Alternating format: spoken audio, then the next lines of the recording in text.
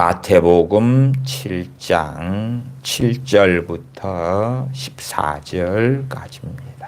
마태복음 7장 7절부터 14절까지 제가 읽습니다.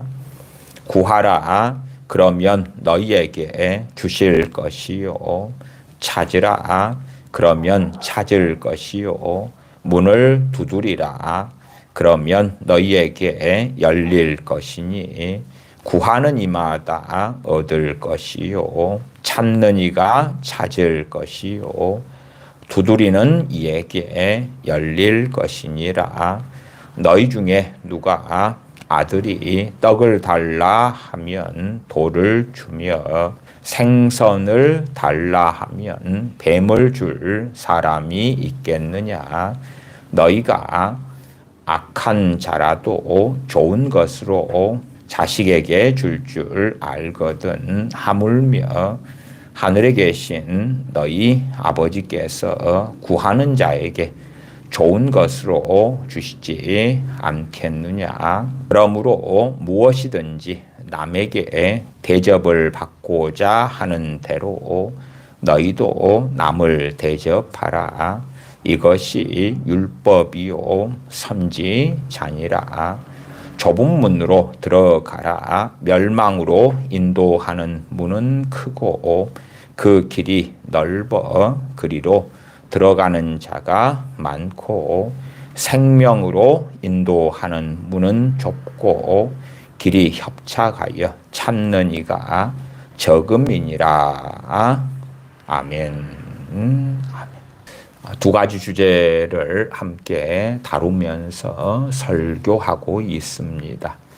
첫 번째 주제는 기도와 기도 응답에 대한 주제이고, 또 다른 주제는 말씀 묵상에 대한 주제가 되어집니다. 말씀 묵상이다 그러면 일례로 우리 많은 사람들이 성경 암송을 합니다. 물론 성경 암송하는 사람은 성경을 암송하지 않는 사람보다도 100배 이상이 더 나은 사람들이다는 말씀은 드렸습니다. 그럼에도 성경 암송을 잘못하게 될 때는 성경 암송을 통하여 그 사람이 스스로 함정 속에 들어가게 되고 영적인 소경이 되기도 쉽다. 무슨 말인고 하니, 성경 암송이다 그럴 때에 우리 대다수의 사람들이 어떠한 성경 구절을 암송하는가 할 때에 보암직하고 먹음직스러운 우리의 마음을 즐겁게 하는 성경 구절을 암송할 뿐만 아니라 그 성경 구절들의 앞뒤 문맥 맥락과는 상관없이 우리가 생각하고 바라는 의미들을 스스로 부여하는 그러한 성경 암송이 참 많습니다. 그러한 성경 암송 구절 중에 대표적인 구절이 이 마태복음 7장 7절이 될 것입니다. 좀 길게 잡으면 7장 7절 8절까지 되겠지요. 7장 7절을 보십시다. 구하라 그러면 너희에게 주실 것이요, 찾으라 그러면 찾을 것이요, 문을 두드리라 그러면 너희에게 열릴 것이니. 기도하면 하나님께서 응답해 주신다 하는 대표적인 기도에 대한 성경 말씀, 주님의 가르치심이 되는 것은 확실합니다. 그 다음에 주님께서 7장 8절에 구하는 이마다 얻을 것이요, 찾는 이가 찾을 것이요, 두드리는 이에게 열릴 것이니라. 야, 참으로 감사하다, 감사하다. 구하라, 찾으라, 문을 두드리라. 기도하면 하나님께서 응답해 주신다. 물론 단지 구하라 거기에서 끝은 아니고, 나아가 찾으라 그래서 끝은 아니고 문을 두드리라 그렇게 이어져 있는 것은 우리가 얼마간 봅니다. 7장 9절로 가십시다. 너희 중에 누가 아들이 떡을 달라 하면 돌을 주며 생선을 달라 하면 뱀을 줄 사람이 있겠느냐. 너희가 악한 자라도 좋은 것으로 자식에게 줄 알거든 하물며 하늘에 계신 너희 아버지께서 구하는 자에게 좋은 것으로 주시지 않겠느냐. 이것도 전반적으로 기도와 기도의 응답에 대한 말씀이 당연히 되어지죠. 그래서 성경 암송으로 한다 그럴 때는 7장 11절 말씀도 많이 암송하는 구절이 되어집니다. 너희가 악한 자라도 좋은 것으로 자식에게 줄 줄 알거든 하물며 하늘에 계신 너희 아버지께서 구하는 자에게 좋은 것으로 주시지 않겠느냐. 좋은 것, 구하는 자에게, 기도하는 자에게 좋은 것으로 주신다. 그러면 우리가 생각하는 좋은 것과 성경 66권에 나와 있는 좋은 것이 얼마간은 겹치기도 하지만 그러나 많은 경우에는 참 다르다. 그 말이 다르다. 제가 작년 12월 언제까지도 고난의 이유라 하는 주제를 가지고 20몇 시간 동안 설교를 하기도 했습니다. 물론 고난의 이유에 대하여 그보다 더 긴 시간, 더 많은 시간을 들여서 말씀을 드려야 합니다만은 그 정도에서 그쳤던 것입니다. 그러면 고난이 얼마나 성경에서 특별히 중요한 주제입니까? 나아가서는 신약 성경에는 정말 중요한 주제가 고난에 대한 주제가 되면 우리가 다 아는 사실입니다. 그러면 우리는 어떠한 삶을 원하냐? 그러면 고난이 없는 삶을 원합니다. 고난이 있으면 기도를 해서 하나님께서 고난을 없애주시는 것, 고난에서 평안으로, 어려움에서 즐거움과 복으로, 그러한 것들을 우리는 좋은 것이라 그렇게 스스로 믿고 있고 원하고 있는 것이 사실입니다. 고난의 이유가 얼마나 다양합니까? 그래서 20몇 시간 동안에 제가 설교하고 말씀드린 바가 있어요. 어떠한 고난은 우리의 연단을 위하여, 어떠한 고난은 우리의 죄 때문에, 아니면 어떠한 고난은 국가적, 민족적으로 그 전반적인 국민의 죄 때문에 그러기도 하고, 심지어는 조상 때의 죄 때문에 후손들에게 오는 고난도 있다. 우리가 십계명에서 우상을 만들고 우상을 숭배하는 그러한 자들에게 하나님께서 갚으시는데 3대, 4대까지 하나님께서 보응하신다. 그런 말씀이 있잖아요. 그런 것처럼 고난의 이유는 참 많습니다. 어떠한 고난은 죄 때문에, 어떠한 고난은 하나님의 징계로 인해서 오는 고난. 또한 잠언으로 한다 그러면 게으른 자는 가난하게 된다. 그것은 하나님과 관계없잖아요. 오히려 하나님께서 이미 하나님의 종을 통하여 말씀하신 바예요. 보증을 서게 되면 어떤 비참한 결과가 있다. 말씀하신 바예요. 교만한 자에게는 무슨 일이 있게 될 것이다. 거만한 자는 어찌 될 것이다. 미련한 자는 어찌 될 것이다. 악인은 어찌 될 것이다. 그런 말씀들은 너무 많이 하신 거예요. 그러니까 그러한 삶을 살면서 고난을 당했다고 합시다. 그러면 그것을 우리는 기도를 통해서 없애려 그러고, 하나님의 뜻은 좋은 걸 주시는 거잖아요. 그렇다면 스스로 속이기를 좋아하는 사람이 될 것입니다. 최소한 양심이 있다면 자기 자신은 우리가 돌아볼 수가 있어요. 그런데 문제는 우리가 다른 사람들 위해서 기도한단 말입니다. 다른 사람들. 다른 특정인을 위해서 기도한다고 합시다. 그 사람이 어떤 사람인가는 너무나 중요한 문제가 됩니다. 그 사람이 하나님 앞에서 어떤 사람인가? 우리가 우리 자신을 놓고 하나님께 기도해도 하나님이 들으시는가 듣지 아니하시는가는 내가 어떤 사람인가의 문제입니다. 하물며 내가 위에서 기도하는 사람이 어떤 사람인가는 상관없이 하나님, 내가 사랑하는 사람을 위하여 기도하기 때문에 좋은 것으로 주신다고 했지 않습니까? 좋은 것으로요. 그래서 우리가 생각하는 좋은 것이란 우리 육체의 정욕을 따라서 좋은 직장, 직업, 재산, 좋은 배우자, 또한 행복한 환경, 삶, 좋은 진로, 학교, 뭐 그런 것들, 인생살이에 좋은 기회가 온다든지 아니면 우리의 인생을 윤택하게 하는 그러한 육체의 정욕, 안목의 정욕, 이생의 자랑이 되는 것들.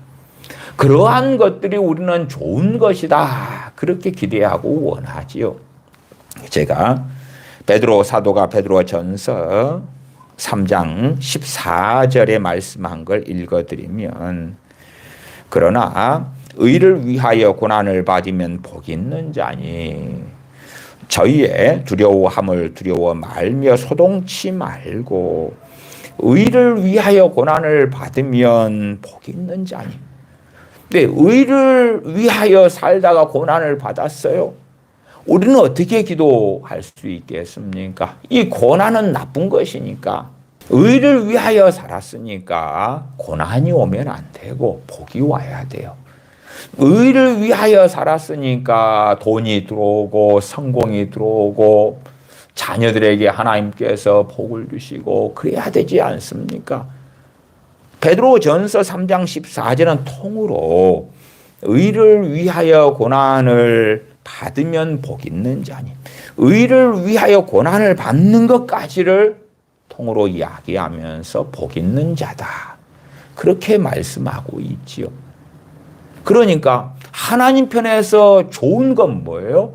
의를 위하여 살았는데 고난을 받는 것. 그까지가 좋은 거예요. 그러나 우리는 그게 결코 좋은 것이 아니죠.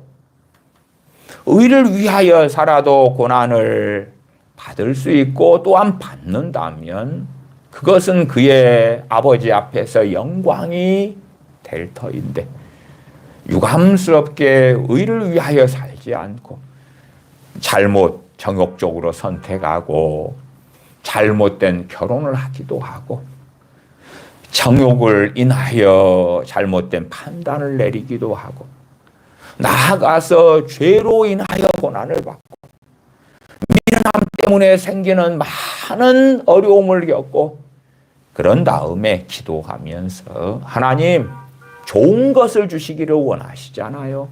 산상수훈에서 주님께서 친히 가르치신 것을 들어보았어요. 또한 나는 이러한 아름다운 구절 마태복음 7장 11절 같은 말씀을 암송하고 있어요. 알고 있어요. 너희가 악한 자라도 좋은 것으로 자식에게 줄 알거든 하물며 하늘에 계신 너희 아버지께서 구하는 자에게 좋은 것으로 주시지 않겠느냐 믿습니다. 좋은 것 내가 믿고 확신하는 좋은 것은 가난해서 부자가 되는 것이고 무능력한 자가 능력 있는 자가 되는 것이고 실패한 삶에서 성공을 거두는 것이고 집이 없는 사람이 좋은 집을 가지게 되는 것이고 한 재산 챙기는 것이고 세상에서 떵떵거리고 유능한 자로 대접받고 인정받는 것이고 세상 영광을 얻는 것이고 세상 영광까지 얻어가지고 내가 크리스천이기 때문에 이렇게 잘 나갔다. 그러니 하나님이 나와 함께 하신 것을 보고 당신들도 믿으라. 그러면 당신들도 혹여 나처럼 이렇게 될지 않으냐. 하나님은 좋은 걸 주시는 하나님이시다. 그래서 대한민국의 많은 목회자들도 마태복음 7장 11절을 가지고 좋은 것을 주시는 하나님 혹은 좀 줄여서 좋으신 하나님 너무 좋으신 하나님, 참 좋으신 하나님, 그렇게 복음성가로 노래하기도 합니다. 좋으신 하나님은 맞고 옳습니다. 맞고 옳아요. 그러나 좋은 것을 주시는 하나님에 대한 말씀에서 그 좋은 것이 우리가 기대하고 생각하는 좋은 것과 하나님께서 말씀하시는 좋은 것이 정말 드물게는 겹칠 수 있지만 대부분은 다르다.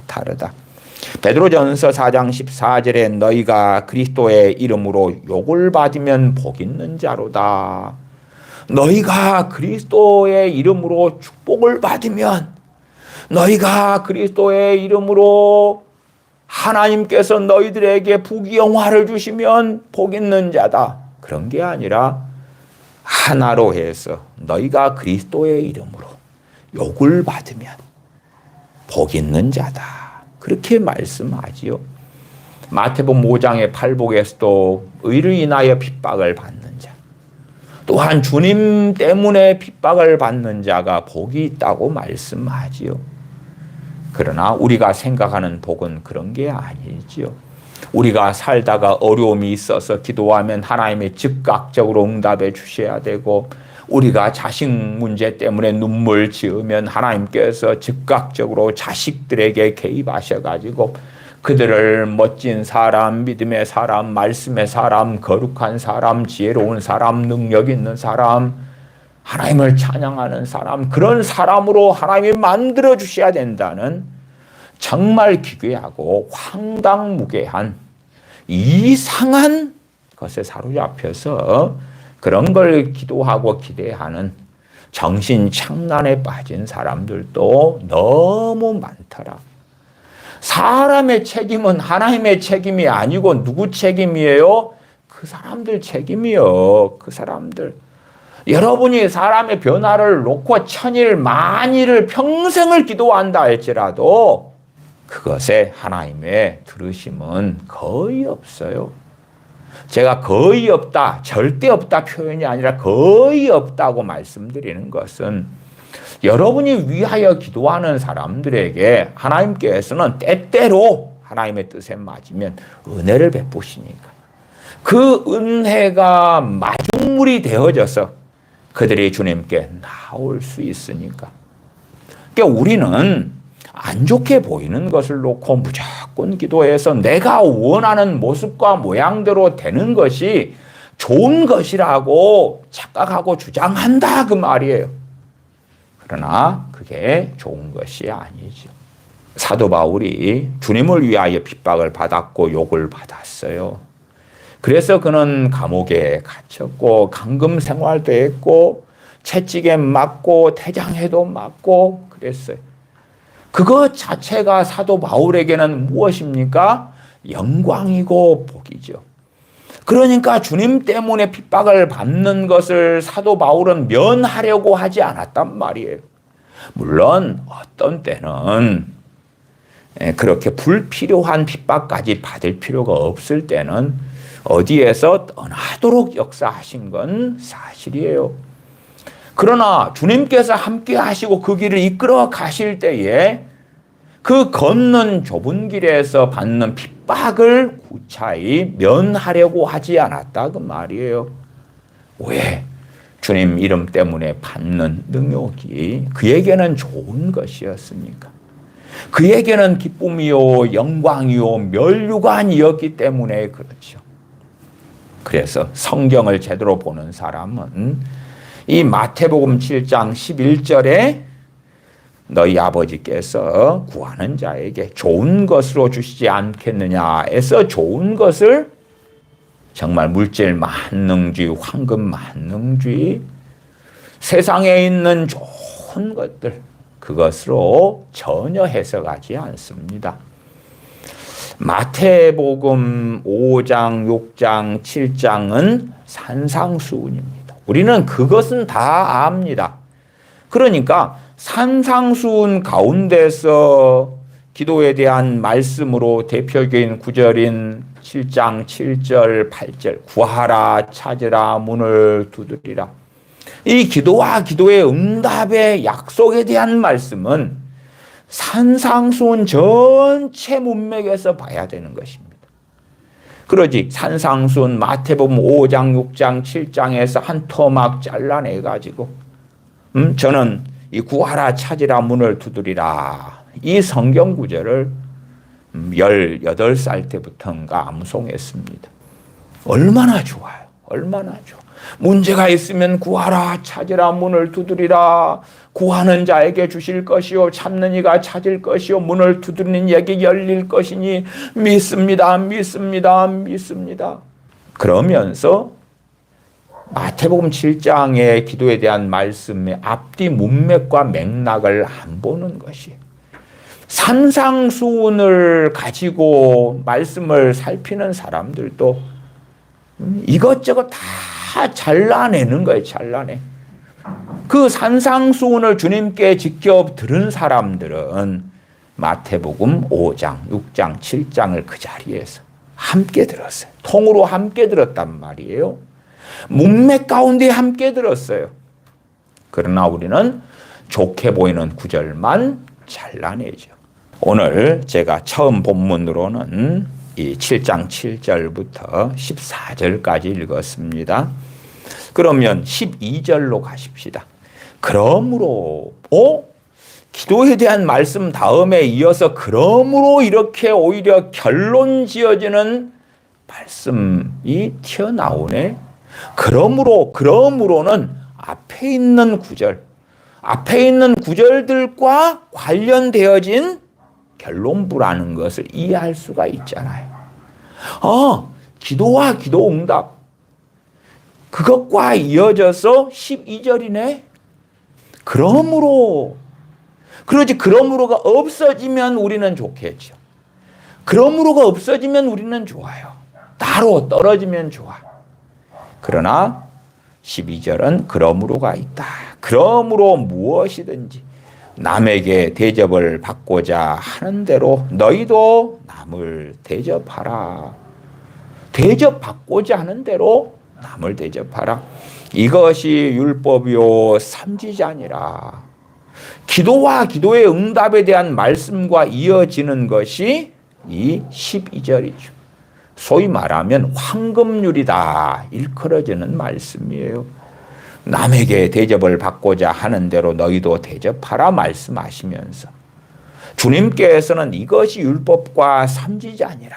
무슨 말이냐? 율법과 선지자라는 말씀은 율법서와 선지자를 통한 말씀의 중심 메시지고 율법과 선지자들 통해서 말씀하신 핵심 중의 핵심이 이것이 된다. 그 말이에요. 하나님을 사랑하고 이웃을 사랑하는 것이 율법과 선지자의 강령이니라 하는 것과 맥을 같이 합니다. 그러니까 이미 율법 선지자들 통한 말씀을 다른 말로 뭐라 그래요? 구약이다 그래요. 구약이다. 구약의 말씀에서 나오는 것이 무엇이든지 남에게 대접을 받고자 하는 대로 너희도 남을 대접하라. 이 삶을 사는 것과 기도 응답은 뗄래야 뗄 수가 없다. 기도하고 기도 응답 받기를 원해. 그런데 남을 대접하는 삶은 살지 않는다. 그러면 과연 그 사람의 기도는 들으심을 얻을 수 있겠는가? 제가 최근에도 야고보서 2장을 통하여서 기도와 기도의 응답에 대한 말씀을 다루면서 야고보서 2장에 행함이 없는 믿음은 죽은 믿음이다 는 말씀들을 다시금 반복했어요. 죽은 믿음 가진 사람, 다른 말로 죽어버린 사람은 밥을 못 먹는다. 죽어버린 사람은 꽃구경도 못 가고, 죽어버린 사람은 그 사람이 추운지 따뜻한지 죽은 시체가 어찌 알겠냐. 그것처럼 죽은 신앙, 죽은 믿음을 가진 사람의 기도는 아무것도 아닌 거예요. 아무 의미가 없다 그 말이에요. 형제를 사랑하지 않는 사람, 남을 대접하지 않는 사람, 그런 사람이 구하라 그러면 주신다고 했잖아요. 찾으라 그러면 찾게 된다고 했잖아요. 문을 두드리면 열린다 그랬잖아요. 그런 약속과 상관이 없는 것이 7장 12절에 그러므로가 나왔다는 사실. 그러므로가. 나아가서 13절로 가십시다. 좁은 문으로 들어가라. 멸망으로 인도하는 문은 크고 그 길이 넓어 그리로 들어가는 자가 많고 생명으로 인도하는 문은 좁고 길이 협착하여 찾는 이가 적음이니라. 좁은 문으로 들어가라. 생명으로 인도하는 문, 그 문으로 들어가라. 좁고 길이 협착하다. 찾는 이가 적다. 세상 사람들이 원하는 삶의 길이 아니라 물론 연약하고 부족하지만 진리의 길, 의의 길, 말씀을 따라 살아가는 그 길로 가서 생명으로 인도하는 문으로 들어가라고 말씀하는 거죠. 그러면 위에 7절, 8절이나 11절 같이 달콤하게 보이는 말씀들만 내 것이요 하고 오히려 멸망으로 인도하는 넓은 문으로 들어가는 사람들, 세상 사람과 같은 삶을 살고 심지어는 어떤 세상 사람보다도 저 사람은 예수님 믿는다면서 쯧쯧쯧쯧 왜 저런 삶을 살아? 믿는다면서 어떻게 저럴 수가 있어? 그런 자라면 과연 주님께서는 야, 내가 그래도 산상순을 통하여 구하라 찾으라 문을 두드리라 좋은 것을 주시지 않겠느냐, 그렇게 아버지 하나님에 대하여 증거한 약속을 너에게 이루어 주겠다. 너가 멸망으로 인도하는 그 길을 걸어가고 그 문으로 들어가는 삶을 살아도 괜찮아. 한 번 구원은 영원하니까. 너는 주여 주여 했고 나를 믿는다고 했고 세례받았고 그러니까 괜찮아. 주님께서는 뭐라고 말씀하십니까? 21절로 넘어가 보십시다. 7장 21절. 나더러 주여 주여 하는 자마다 천국에 다 들어갈 것이 아니요 다만 하늘에 계신 내 아버지의 뜻대로 행하는 자라야 들어가리라. 주님께서는 요한복음에서는 나를 믿는 자는 영생을 얻었고 말씀해요. 말씀해. 영접하는 자고 그 이름을 믿는 자들에게는 하나님의 자녀가 되는 권세를 주셨으니 명확하게 요한복음은 다는 그렇지 않습니다만은 믿음으로 가요. 그런데 산상수훈에서 주님께서는 나더러 주여 주여 하는 자마다 천국에 다 들어갈 것이 아니다. 주여 주여 한다는 것은 주님을 믿는다고 하면서 주여 주여 하는 것이지요. 마치 우리가 금요일 기도회 때에 어떤 교회들은 주여 삼창하면서 기도합시다. 주여 주여 주여 하지요. 또한 기도원에서 어떤 문제를 가진 사람들 간절하게 주여 주여 주여 소나무 뿌리까지 뽑아가면서 주여 부르짖는다 그 말이에요. 불신자들은 그렇게 안 하잖아요. 안 믿는 사람들은 그렇게 안 한다 그 말이에요. 믿는 사람들이 주여 주여 아니면 찬송가를 부른단 말이지요. 근데 천국에 다 들어갈 것이 아니다. 그들이 주장하는 믿음에 대하여 실상 주님께서 인정하지 않으시는 거예요. 그들이 믿는다고 주님께 하는데 주님께서는 그 믿음에 대하여 요한계시록 3장이다 하면 사대교인들 대부분이 가진 믿음, 죽은 믿음, 살았다는 이름을 가졌으나 죽은 자로다 하는 그 믿음을 가진 자들, 혹은 자칭 선지자 이세벨에게 넘어가 버린 사람들, 그런 사람들이 가진 믿음, 여호와의 증인이라고 합시다. 여호와의 증인도 예수님을 믿는다 그래요. 근데 여호와의 증인이 믿는 예수님은 누구냐 그럴 때에 그 예수님은 하나님의 피조물이다. 하나님의 지은 피조물이다. 예수님은 하나님의 아들인 줄을 믿는다. 그러나 하나님은 아니다. 우리는 요한복음 1장이나 히브리서 1장 등을 통하여 예수님께서는 하나님이시다. 삼위일체 하나님을 믿어요. 삼위일체 하나님을. 태초에 말씀이 계시니라. 이 말씀이 하나님과 함께 계셨으니 이 말씀이 곧 하나님이시니라. 우리 주님께서 하나님의 아들이시면서 하나님이심을 믿어요. 그러나 여호와의 증인은 예수님은 하나님은 아니셔. 그러니까 삼위일체에 우리는 동의할 수 없어. 대신에 하나님의 피조물로서의 하나님의 아들이야. 그리고 이제 또 희한한 주장을 하는데 예수님은 구약에서는 미가엘 천사장이었어. 미가엘 천사장으로 살다가 사람의 몸을 입고 이 땅에 와가지고 예수님으로 사시다가 부활 승천하신 다음에 다시 미가엘 천사장으로 돌아갔어. 그 광란에 빠진 미친 소리를 하고 그것을 믿어요. 그러니까 그들이 주장하는 예수님은 성경의 예수님이 아니다. 그 말이 아니에요. 정말 많은 사람들이 주여 주여 하지만 여호와의 증인이 믿는 것과는 양상이 많이 다르기도 하겠지만 과연 그들이 정말 주님을 믿는다 할 때에 또한 주여 하고 주님을 찾을 때에 그들의 믿음을 주님께서 인정하시겠느냐. 어떤 자들의 믿음을 인정하시지 않느냐 하면 7장 19절에 나와 있죠. 아름다운 열매를 맺지 아니하는 나무마다 찍혀 불에 던지우느니라.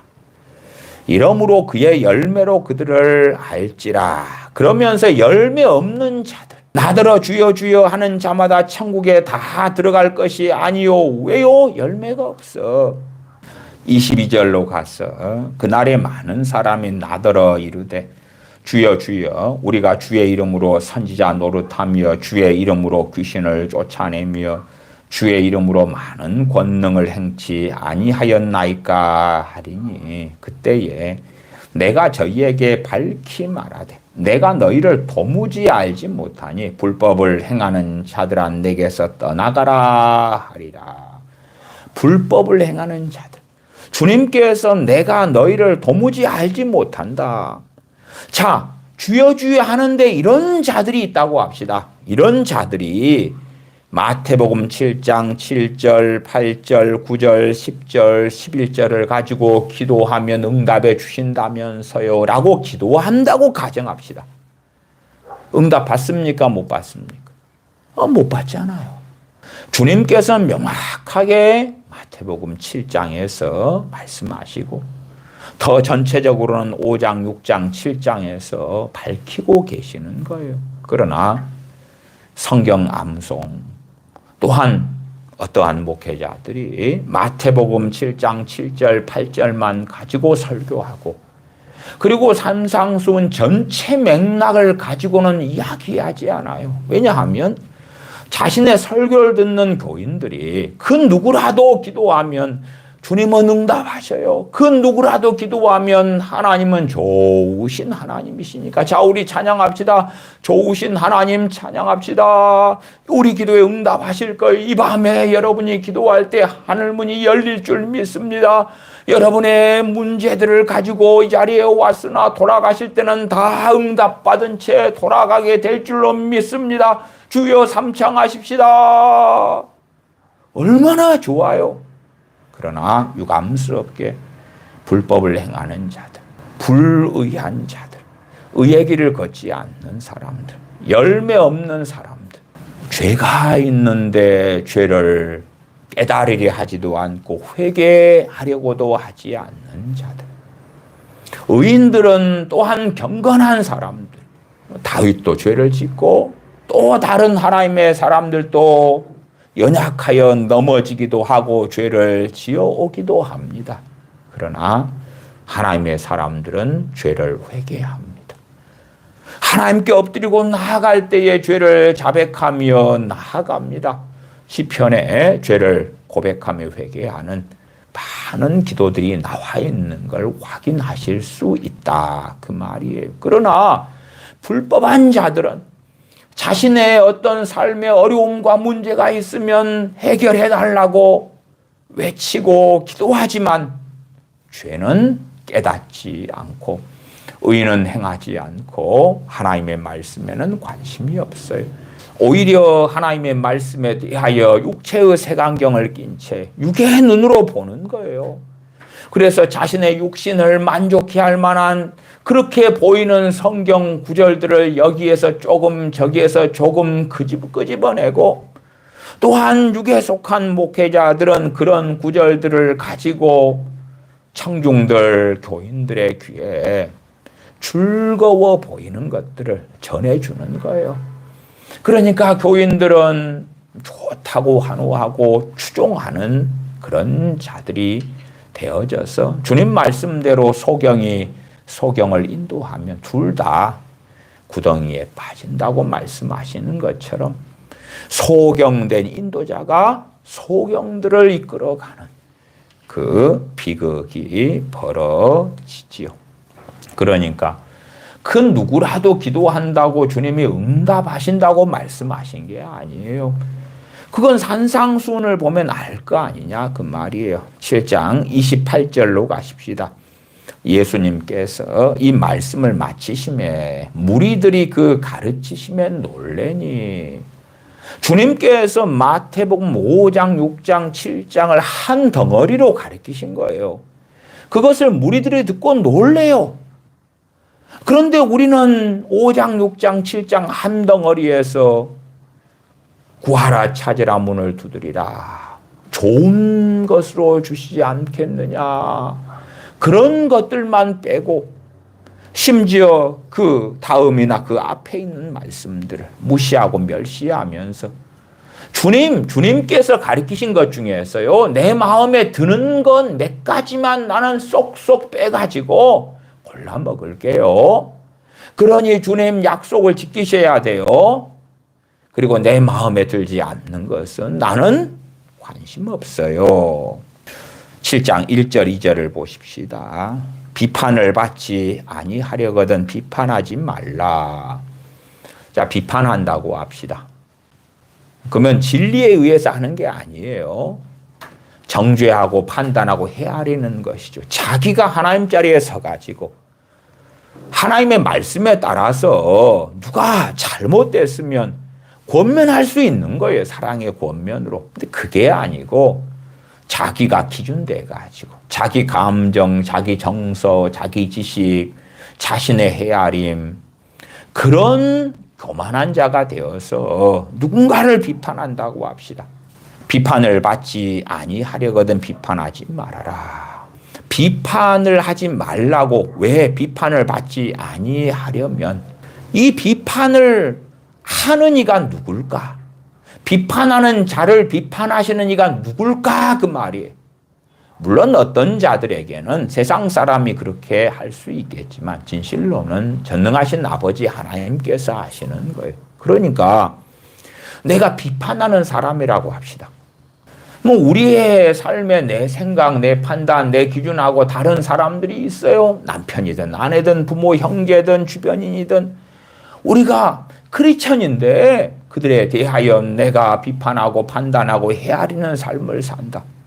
그럴 때에 하나님 말씀에 따라서 우리 주변인들이 나를 비판하고 판단하고 헤아린다는 것 이전에 하나님께서 우리를 비판하신다는 것이고 하나님께서 우리를 헤아리신다는 이야기예요. 그러니까 필연적으로 우리가 누군가를 헤아리는 삶을 산다면 우리의 기도는 응답받지 못한다는 걸 아셔야 되는 거예요. 그런데 우리는 하고 싶은 대로 다 해. 헤아리고 판단하고 비난하고 정죄하고 다 살아가면서 내가 구하면 응답하셔야 돼요. 내가 찾으면 찾게 해주셔야 돼요. 내가 문을 두드리면 열리게 해주셔야 돼요. 얼마나 위선적이냐 그 말이에요. 얼마나 완악하냐 그 말이에요.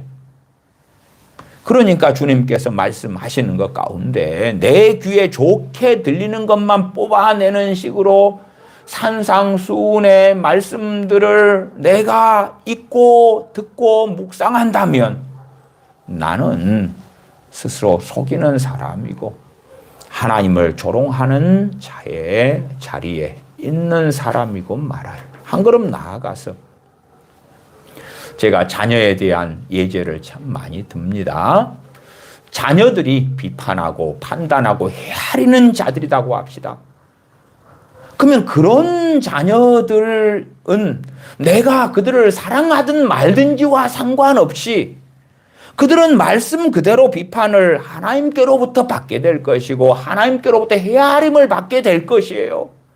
하나님께 헤아림을 받는 것이 좋은 것입니까? 나쁜 것입니까? 삶 속에서 좋지 않고 안 좋은 것들이에요. 그렇잖아요. 몽둥이를 맞는 것이 왜 좋은 일입니까? 그런데 나는 자녀를 위해 기도하면서 복을 달라는 거예요. 은혜를 달라는 거예요. 아니, 우리는 자녀들에 대하여 모릅니다. 오늘 자녀들, 어제의 자녀들, 이번 주의 자녀들 몰라요. 그런데 그 자녀들이 이번 주에 혹은 오늘 판단하고 헤아리고 정죄하는 삶을 살고 있다. 하나님 도와주세요. 어려움에서 도와주세요. 은혜를 주세요. 돌봐주세요. 그럴 때라면 그 사람이 성령님의 역사하심을 알면 성령님께서는 거부하실 거예요. 거부하셔. 그러나 우리는 상관없어. 물론 우리는 강팍해지면 주님의 말씀을 우리에게도 적용을 안 시켜. 나아가서 반푼이가 되면 그래도 제가 조금 양심이 있기 때문에 주님의 말씀을 저한테는 좀 적용시켜 보려고 할게요. 그런데 내가 사랑하고 위해서 기도하는 대상들은 내가 기도하면 하나님이 응답해 주셔야 되지 이 말씀에 적용을 받으면 안 되는 것입니다. 말씀에 해당이 되면 안 되는 것입니다. 내가 사랑하고 위해서 기도하는 대상들, 내 자녀들이나 부모, 형제나 친구나 남편, 아내나 이런 사람들은 말씀대로 안 살아가도 말씀에 있는 하나님의 진노가 나타나면 안 됩니다. 하나님의 징계가 나타나면 안 되고 비판하고 판단하고 헤아리고 교만하고 집멋대로 살아가도 하나님 복 달라고 내가 기도하면 복을 주셔야 돼요. 은혜 달라고 기도하면 은혜를 주셔야 돼요. 건강 달라고 돈 달라고 좋은 직장 직업 집 달라고 기도하면 하나님 주셔야 돼요. 성공 달라고 기도하면 주셔야 돼요. 그 망상을 하는 거예요. 그 망상을 해. 물론 유감스럽게 대다수의 크리스천들이 자신이 말씀대로 안 살면서도 7장 1절, 2절, 3절, 4절, 5절 비판하고 판단하고 헤아리고 그런 삶을 살면서도 하나님 구하라 주신다 했잖아요. 찾으라 찾을 것이다 했잖아요. 문을 두드려라 열릴 것이다 했잖아요. 믿습니다. 좋으신 하나님, 좋으신 아버지, 참 좋으신 나의 하나님, 나는 믿어요. 천부께서 구하는 자에게 좋은 것으로 주시지 않겠느냐. 하늘에 계신 아버지 찬양합니다. 좋은 걸 주시는 하나님 찬양합니다. 그러면서 7장 1절, 2절, 3절, 4절, 5절 말씀하시는 것은 안 들어요. 7장 5절에 보면 외식하는 자야. 비판하고 헤아리고 살아오는 사람들. 주님께서 누구라 그래요? 외식하는 자라고 그래요. 외식하는 자의 기도에 주님이 응답하셔야 돼요? 안 하셔야 돼요? 외식하는 자의 기도에 최근에 우리나라에 벌어지고 있는 일들 가운데 빚진 사람들, 노루물에서 빚졌던 도박을 해서 빚졌던지 간에 뭐 상당한 사람들의 빚을 국가가 국민들의 세금으로 갚아주겠다. 그래요.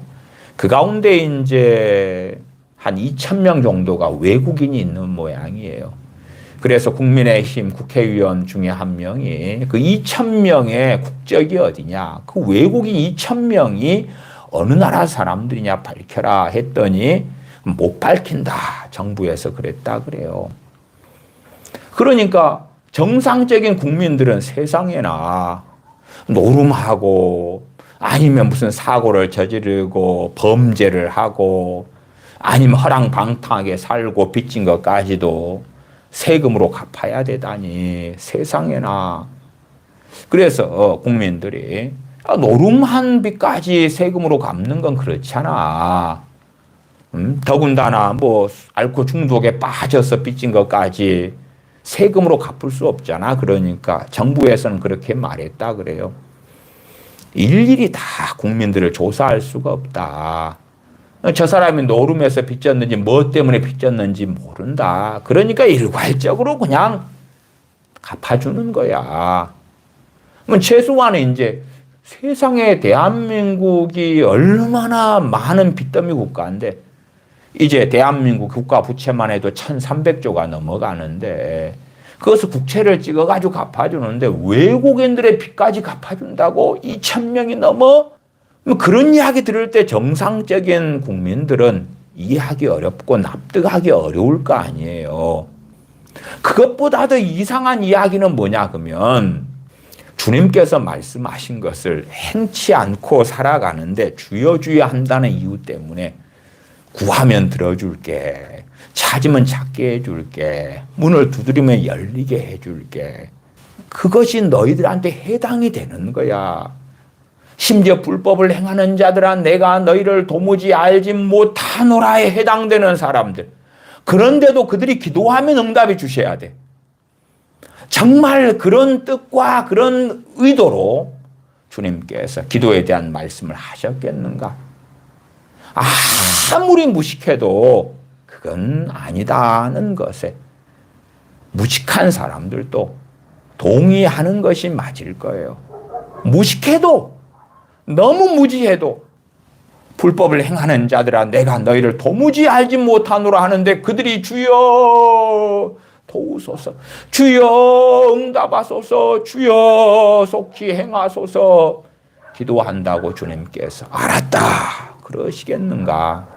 24절로 가겠습니다. 그러므로 누구든지 나의 이 말을 듣고 행하는 자는 그 집을 반석 위에 지은 지혜로운 사람 같으리니 비가 내리고 창수가 나고 바람이 불어 그 집에 부딪히되 무너지지 아니하나니.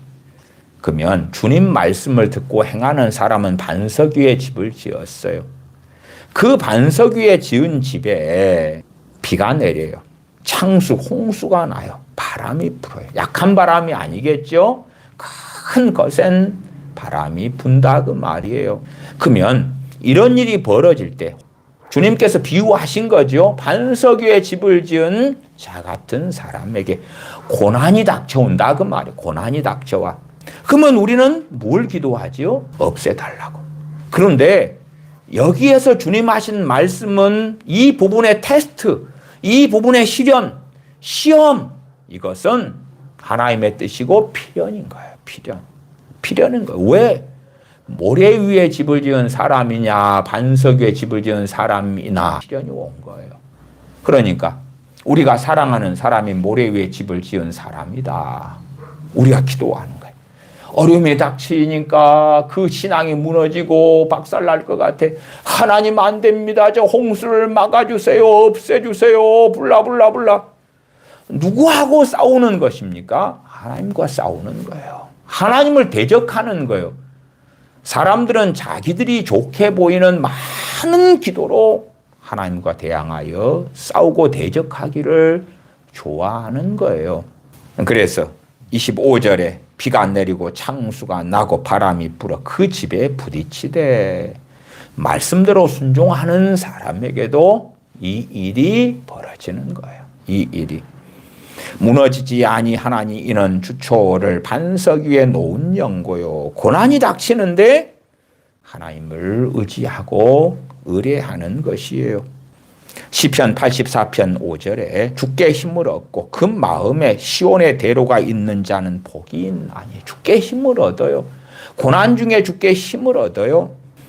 지난 시간에 시편 32편을 보았습니다. 시편 32편 6절에 이로 인하여, 그 이로 인하여가 고난을 이야기해요. 고난 중에서 무릇 경건한 자는 주를 만날 기회를 타서 주께 기도할지라. 진실로 홍수가 범람할지라도 저에게 미치지 못하리이다. 고난을 경건한 자가 안 당하는 게 아니라 오히려 고난을 통해서 연단을 받고 죄를 깨닫고 회개하고 때때로 죄를 끊고 그렇게 고난이 하나님을 만날 기회가 되어진다. 기도할 때가 되어지고 기도할 기회가 되어지고. 그러나 우리는 다 안 좋게 보이는 것. 우리 육신의 정욕으로 사는 사람들일수록 안 좋게 보이는 일들이 벌어지면 치우기를 원하는 거예요. 그런 게 닥쳐오면 두렵고 공포스럽고 불안하고 초조하고 나아가서 내가 사랑하는 사람들에게 어려움이 닥쳐오면 하나님 어떡해요? 큰일 났어요. 빨리빨리 좀 막아주셔야 되겠어요. 해결해 주셔야 되겠어요. 그러니까 어떤 때는 그게 맞아. 그치? 어떤 때는 맞아. 그러나 많은 경우는 그런 조급한 기도가 하나님과 싸우는 거고 하나님과 대항하는 일들이 너무 많게 되어져요. 그래서 기도에 대하여 말씀을 드리면 드릴수록 반드시 강조하고 또 강조할 수밖에 없는 것은 성령님께서 내 기도에 어떻게 반응하시는가. 성령님께서 우리의 기도를 어떻게 이끌어 가시는가, 우리의 기도에 어떤 감동을 주시는가, 우리가 기도할 때에 우리의 기도를 성령님께서 도우시는가, 막으시는가 등등등 성령님이 역사하시는 것을 확인을 해야 돼요. 확인을 해야 돼요. 왜? 우리는 무지하기 때문에 알 수 없는 거예요. 정말 우리가 사랑하는 사람들에게 벌어지는 고난과 어려움이 우리가 기도로 돕고 섬겨서 하나님의 도우심이 임해야 되는 것일지 아니면 저 고난과 어려움은 내가 사랑하는 사람이지만 그가 받는 징계에 속할런지 그의 연단에 속할런지 또한 그 고난과 어려움이 그의 죄 때문인지 뭐 등등등을 우리가 알 수가 없단 말이에요. 알 수가 없어. 그렇기 때문에 우리의 기도 생활에 성령님의 도우심과 이끄심, 인도하심을 알지 못하고 누리지 못한다면 실상 우리의 기도 생활은 잘못됐다. 결론 내릴 수밖에 없는 거예요. 그 어떤 것들보다도 정말 중요한 것들은 기도와 말씀 생활이죠. 기도와 말씀 생활이 어우러져서 예배를 드리고 찬양하고 하나님께 경배해요. 하나님의 말씀을 상고할 때에 성령님의 도우심이 없으면 결코 안 되고 마찬가지로 우리의 기도 생활에 성령님의 도우심이 없으면 결코 안 되는 거예요. 그러나 우리가 잘못된 기도로 나아가고 잘못된 정욕으로 나아가면 우리의 기도 생활에 성령님께서는 역사하시지 않는 거예요. 역사하실 수 없는 거예요. 그러나 우리가 바르게 기도하려 하고 하나님을 영화롭게 하는 참된 기도로 나아갈 때에 성령님께서는 우리의 기도를 이끌어 주시고 우리에게 기도를 가르쳐 주시고 우리의 기도를 도와주시고 그렇게 해 주신다 그 말이에요. 어떨 때들은 우리가 그런 것도 경험하기도 해요. 우리의 힘이라면 어떠한 특정한 사람을 위한 기도에 24시간을 기도할 수가 없어요. 근데 우리의 삶 속에서 간혹 가다가 어떤 사람을 위하여 24시간도 48시간도 72시간도 계속 기도하도록 성령님께서 도우시고 역사하시는 그 경험들이 우리 주 예수님을 진실하게 믿는 사람들에게는 한두 번씩은 어지간함이 있을 거예요.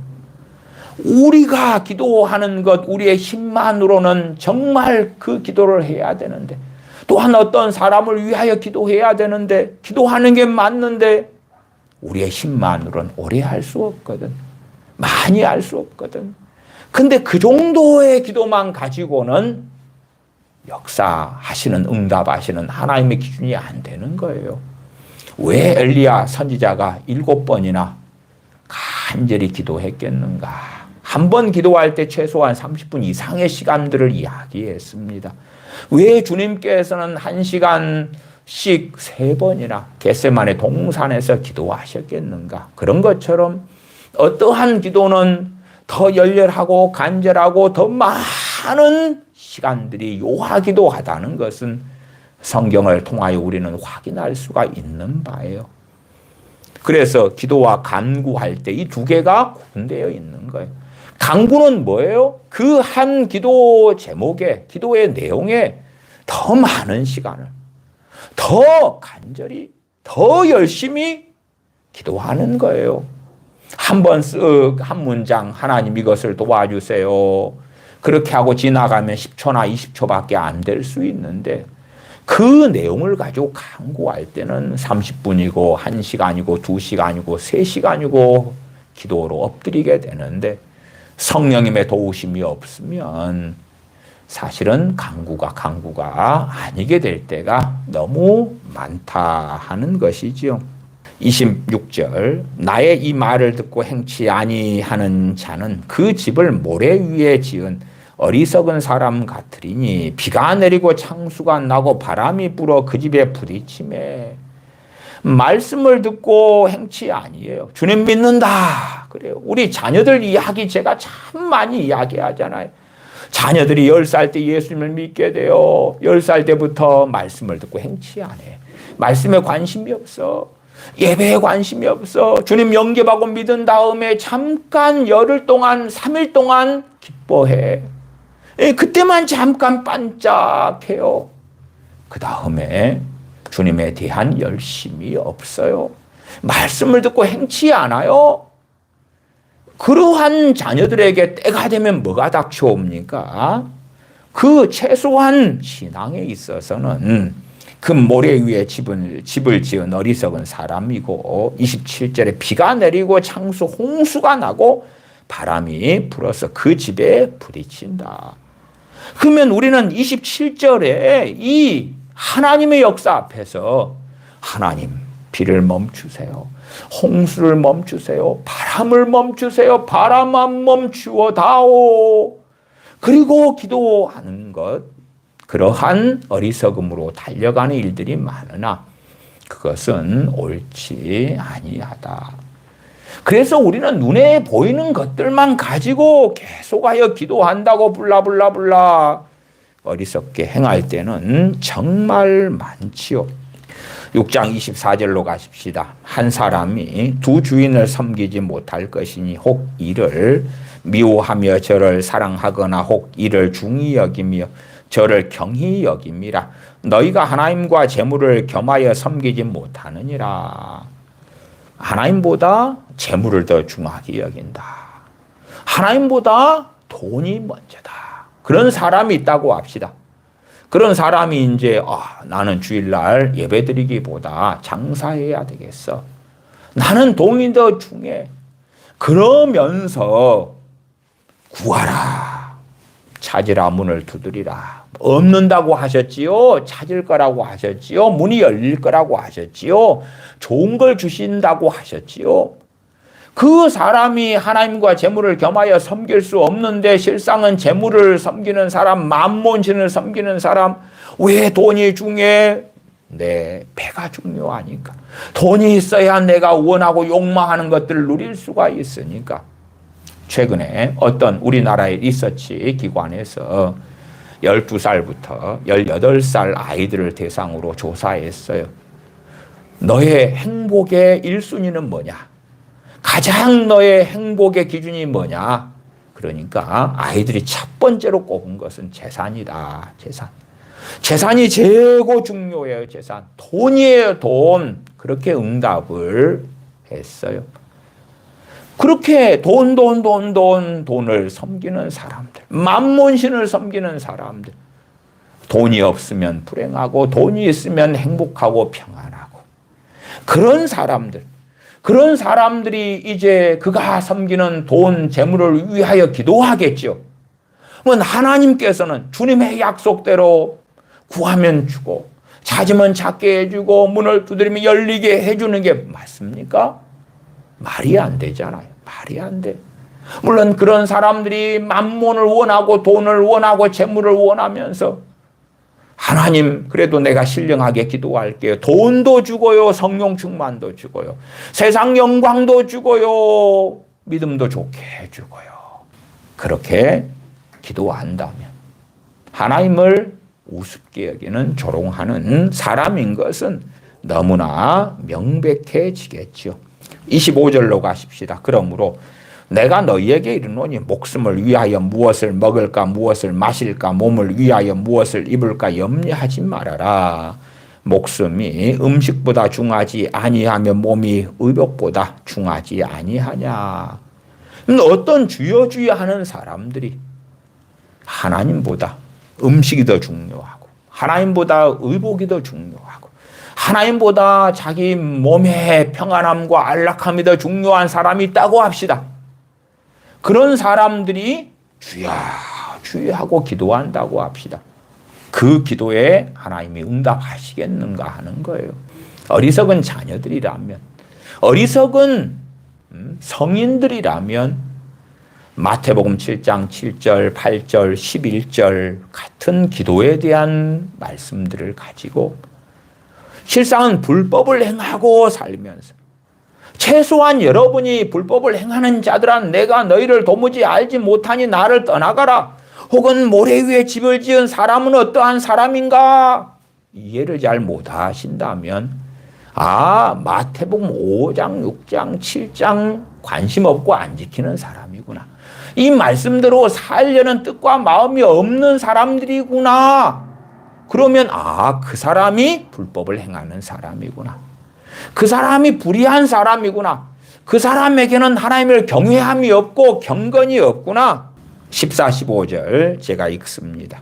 너희가 사람의 과실을 용서하면 너희 천부께서도 너희 과실을 용서하시려니와 너희가 사람의 과실을 용서하지 아니하면 너희 아버지께서도 너희 과실을 용서하지 아니하시리라. 사람의 과실을 용서하지 않고 사는 사람들. 그러면서 내 기도에 응답하세요. 나를 도우세요. 심지어는 내가 사랑해서 기도하는 대상이 되는 사람들이 용서를 하지 않고 살아가. 오히려 이간질하고 미워하고 판단하고 정죄하고 악하게 살아가. 그래도 우리가 정말로 완악해져 가면 그들을 위해 기도하면서 하나님 좋은 걸 주세요. 복을 주세요. 돌봐주세요. 은혜를 주세요. 한 걸음 나아가서 하나님 책임지고 변화시키세요. 하나님 만나주세요. 하나님 지혜를 주세요. 하나님 어떻게 만들어주세요. 블라블라. 그렇게 많이 기도하죠. 그러한 기도를 한다는 것은 이미 우리 스스로가 미혹 속에 빠져 있고 우리가 잘못된 길 속에 들어가서 정말 기도도 아닌 입에서 구더기가 나오고 입에서 쓰레기가 나오고 입에서 똥덩어리가 튀어나오는 그것과 차이가 없는 것이지요. 이러한 말씀들에 아무 관심이 없어. 마태복음 5장 44절을 조금 보십시다. 나는 너희에게 이르노니 너희 원수를 사랑하며 너희를 핍박하는 자를 위하여 기도하라. 전혀 나는 그렇게 안 살 거야. 주님 반대일세요. 반대요. 그러니까 우리가 주님께서 마태복음 5장 6장 7장 산상수훈을 증거하시는 그 자리에 공상적으로 상상적으로 있었다고 합시다. 주님께서 이렇게 말씀을 전하실 때 주님 나 반대입니다. 그 말씀 싫어요. 덜이 던져버려요. 나는 그거 관심 없고 안 지켜요. 그 다음에 조금 말씀하실 때에 주님 나 그거 반대예요. 그거 원치 않아요. 또 다른 것 말씀하실 때 그거 마음에 드네요. 구하라 찾으라 문을 두드리라. 내가 좋아하는 기도에 대한 성경 구절이에요. 그건 오케이.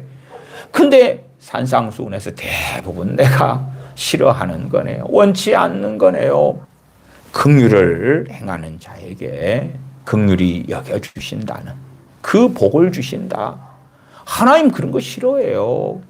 긍휼은 누구에게 주셔야 되는 거냐면 내가 달라고 기도하면 다 주셔야 되고 내가 사랑하는 사람들에게 하나님 긍휼을 베푸세요 하면 내 오더, 내 기도에 하나님은 무조건 맞춰가지고 내 시다발이 되고 내 하인 종이 돼가지고 하나님 해야 돼요. 해야 돼. 긍휼히 여기는 사람들에게 긍휼히 여기심을 받는 복이라니요. 기도하는 사람들, 달라고 하면, 주여 주여 하면 나아가서 내가 사랑해가지고 위에서 기도하는 사람들에게는 하나님의 긍휼, 하나님의 자비, 하나님의 머시를 다 쏟아 부어 주셔야 돼요. 하나님, 내가 사랑하는 저 사람에게 하나님 은혜로, 복으로, 구원으로, 능력으로, 재물과 보화로 역사하세요. 내가 어떤 사람인가? 내가 어떤 사람인가? 더군다나 내가 주님의 말씀에 귀를 기울이고 전능하신 아버지 하나님의 뜻인 말씀, 아버지의 진리를 주님께서 증거하셨고 그걸 과연 듣기를 원하는가? 5장 24절 예물을 제단 앞에 두고 먼저 가서 형제와 화목하고 그 후에 와서 예물을 드리라. 형제에게 원망 들을 만한 일이 있는 어리석은 사람들. 13절에 그러므로 예물을 제단에 드리다가 거기서 네 형제에게 원망 들을 만한 일이 있는 줄 생각나거든. 형제에게 잘못한 거지. 내가 잘못했어.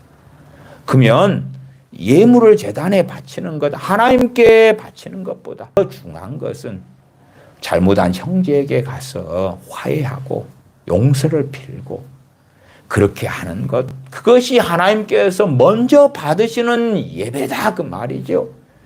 그러나 심지어 형제에게 원망 들을 만한 일들을 행하면서도 배째라, 내가 뭐가 잘못했냐, 심지어 내가 가해자고 상대방은 피해자인데 저 피해자에게 내가 더 억울한 소리를 하고 저 사람을 모함을 하고 공격을 하고 그래요.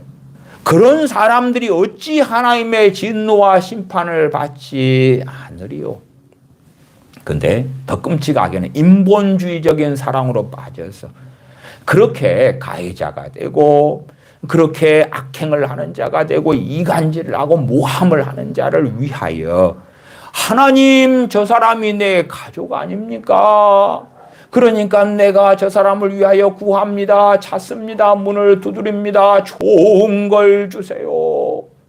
그렇게 기도한다면 그 사람은 하나님을 사실은 끊임없이 조롱하는 사람으로 발견되고야 말아요.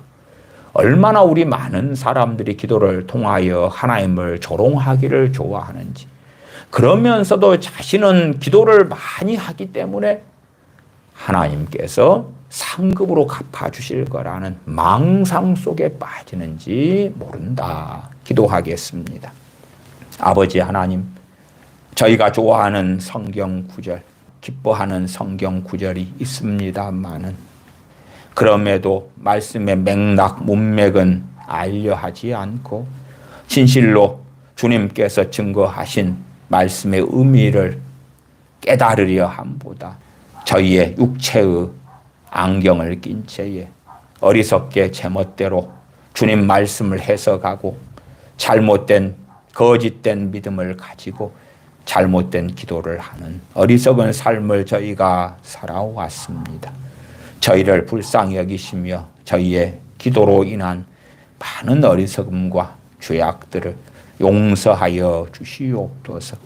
진실로 기도를 바르게 배우기 위하여 하나님께서 기뻐 받으시는 기도를 하기 위하여 말씀의 사람, 하나님을 경외하는 사람, 전능하신 아버지 하나님을 기뻐하며 즐거워하는 사람, 아버지 하나님을 경외하는 사람이 먼저 되어지게 하여 주시옵소서. 의의 길, 진리의 길을 걸으면서 아버지 하나님의 뜻을 깨달아 알아 참으로 아버지께서 원하시는, 기뻐하시는 기도로 하나님 아버지를 영화롭게 하는 저희가 되게 하여 주시옵소서. 우리 주 예수님의 이름으로 기도하옵나이다. 아멘.